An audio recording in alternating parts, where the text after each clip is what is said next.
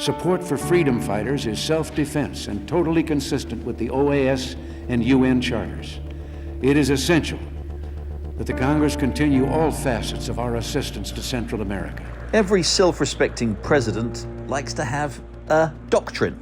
Ronald Reagan pithily captured his blueprint for coherent foreign policy in 1985.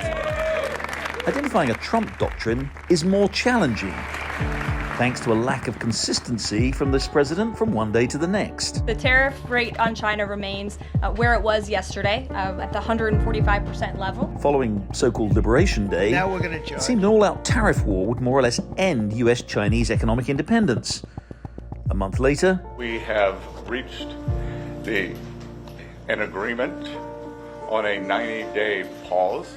Then came the president's visit to Saudi Arabia, where this time we got as clear a verbal and practical account of a Trump doctrine as we've had since his first term 8 years ago. Exactly 8 years ago this month, I stood in this very room and looked forward to a future in which the nations of this region would drive the forces of terrorism and extremism, drive them right out of existence, and take your place among the proudest, most prosperous, most successful nations anywhere in the world as leaders of a modern and rising Middle East. So exciting, so exciting.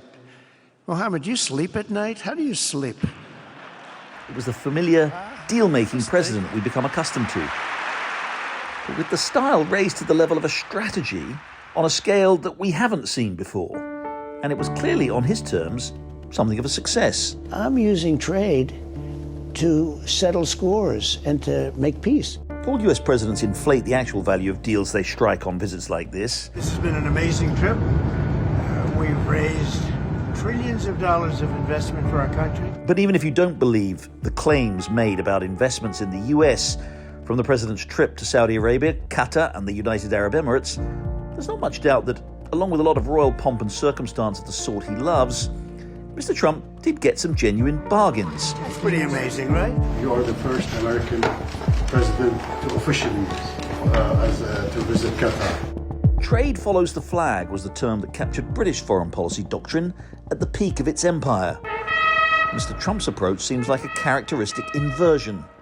The flag follows trade. I didn't come here to say, gee, you guys are rich and you have a lot of oil. You know, they have a lot of money, and I want them to spend the money in the United States. His vision appears to be making the top priority economic relations, allied to a ruthless pursuit of national interest shorn of idealism. That's what he laid out in his big speech in Riyadh. Before our eyes, a new generation of leaders is transcending the ancient conflicts of tired divisions of the past and forging a future where the Middle East is defined by commerce, not chaos, where it exports technology, not terrorism, and where people of different nations, religions, and creeds are building cities together, not bombing each other out of existence. We don't want that. It's an unusual mix of materialism and foreign policy realism. Mater-realism, perhaps we could call it. In the end, the so-called nation builders wrecked far more nations than they built. Now, Mr. Trump isn't wrong that successive American presidents' pursuit of high-minded ideals has often failed twice over. So why not drop the failed idealism and just chase the dollars? It not only enhances America's economic power with valuable trade and investment, it advances our strategic interests too. Peace, prosperity, and progress ultimately came not from a radical rejection of your heritage, but rather from embracing your national traditions and embracing that same heritage that you love so dearly. China's certainly benefited from taking a more materialist approach. While US administrations have sought regime change and democracy in the Middle East and elsewhere, China has steadily executed a less preachy and less expensive economic space strategy to its advancement around the world. Indeed, the biggest deal Mr. Trump pulled off on his visit might have been to start rolling back decades of Beijing's influence expansion. They were being coaxed very strongly by China because that solves China's fuel problem forever. And that's not happening anymore. Do you think you've shifted the paradigm on that? No, I don't think. I know.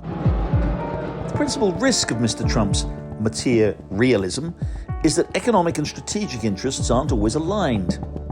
Take his effort at a détente with Iran.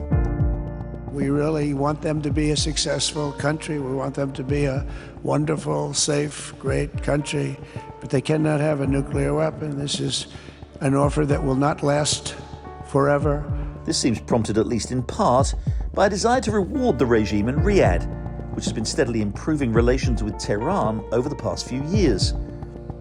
Also prompted in part by Saudi interests may have been Mr. Trump's decision to lift sanctions on Syria and meet with its new president, Ahmed al-Sharaa, a man who not long ago was fighting a terrorist war against the US in Iraq. Handsome guy, by the way. Young, handsome. Is any of this really going to keep the region secure and America safe?